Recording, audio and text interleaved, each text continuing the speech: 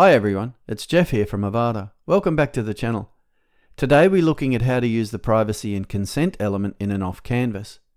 By the end of this video, you'll understand how you can add the privacy and consent element into an off canvas to give a very streamlined and efficient way for your visitors to select their cookie preferences. If you find this helpful, don't forget to like and subscribe, and click the bell icon to stay up to date with all new Avada videos. Alright, let's jump in. The privacy and consent element can be added anywhere on your site, such as on your privacy policy page. But realistically, not everyone is going to visit that page, and so if you want an alternative to the privacy and consent bar, you can add the privacy and consent element into an off canvas. This has some advantages to it when it comes to flexibility of design, and offers a best practice approach to privacy and consent implementation. Current best practice with cookies offers the visitor an obvious way to accept the cookie defaults, but also allows them to make their own selections. There is certainly no single way to design privacy and consent implementations though. You might use the privacy and consent bar, or the privacy and consent element on your privacy policy page, or the element in an off canvas as we're going to look at here, or perhaps even a combination of all three. But for this example, I have designed a privacy and consent implementation that uses two off canvases to quickly set user preferences when they visit the site. So to start, I have configured my privacy and consent options through the Privacy Consent Tool section of the Privacy and Consent Global Options. See the Privacy and Consent in Avada video for a full run-through on configuring your privacy and consent options. These options feed through into the Privacy and Consent bar, as well as the Privacy and Consent element. But in this example, I'm going to leave the Privacy and Consent bar disabled and just rely on the off canvas.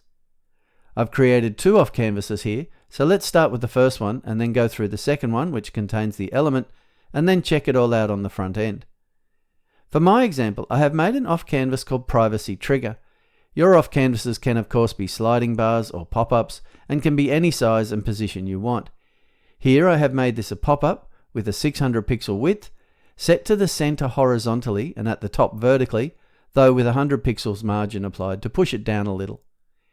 In the Close tab, I've turned off the Close button to encourage visitors to deal with the cookie pop-up immediately. They can click on the overlay to close, but as that's not obvious, there will be encouragement to either click on Accept or Manage Cookies. On the Conditions tab, I have enabled the conditions and accepted the default of displaying the off canvas on the entire site. So this way, it doesn't matter what page they land on, the cookie pop-up appears. On the Triggers tab, I have set this pop-up to trigger with time on page, and have set a duration to 2 seconds. And in Rules, I have set the Privacy and Consent Interaction Behavior option to display until consented and close off canvas. The options here are None, Display until consented, and Display until consented and close off canvas. As the description explains, Display until consented opens the off canvas for visitors who have not yet saved their consent choices. Once done, it will no longer open.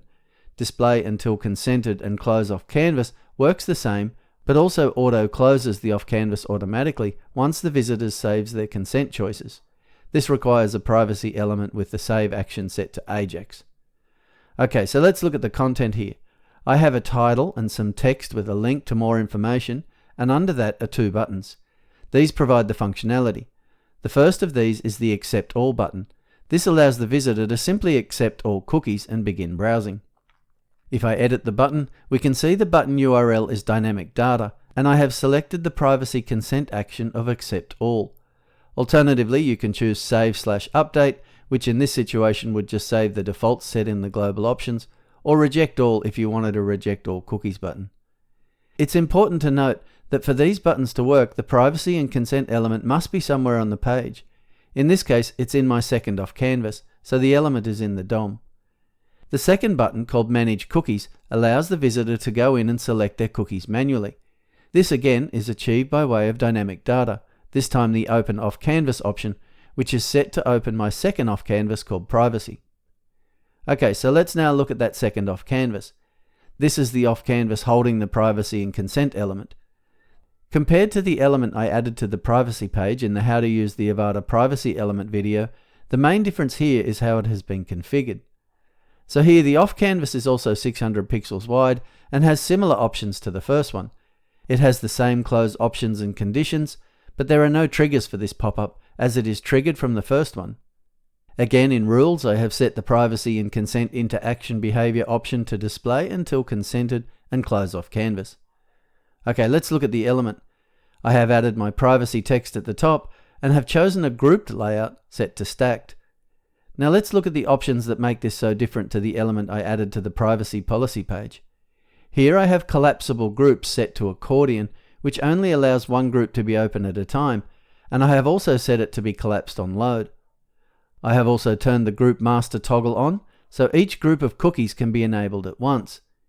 If users want, they can toggle the groups to see the individual options, and even further to see the descriptions, but this setup gives visitors a very quick and compact way to select their preferences. If all the consent types in a category are pre-selected or selected by the visitor, the group toggle will be on. If none of them are, it will of course be off, and if some are selected, the toggle will be in the intermediate position. So if I come into functional cookies and deselect YouTube, and then come into statistics cookies and deselect Google Analytics, you can see all three toggle positions. Below the consent types, I have enabled all three buttons and have the save action set to Ajax, which, as the description explains, submits the form and reloads to render consent-gated content. Ajax saves client-side, replaces visible placeholders immediately, and fires an event. Okay, I'll just make sure these off-canvases are both saved, and now let's look at a page on the front end. The page loads, and shortly after the first pop-up appears. If I clicked on Accept All here, the pop-up would close and the cookie information would be saved with all content types enabled. If instead I click on Manage Cookies, I get the second pop-up, and here I can quickly make my choices. If I want, I can toggle the categories to make decisions about the individual cookies, or I can just deal with them as a group.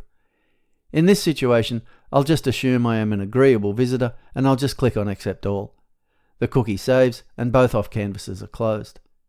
This is a simple and elegant privacy and consent implementation, and it's very mobile friendly as well. If you wanted, of course, you could just use the second off-canvas by itself.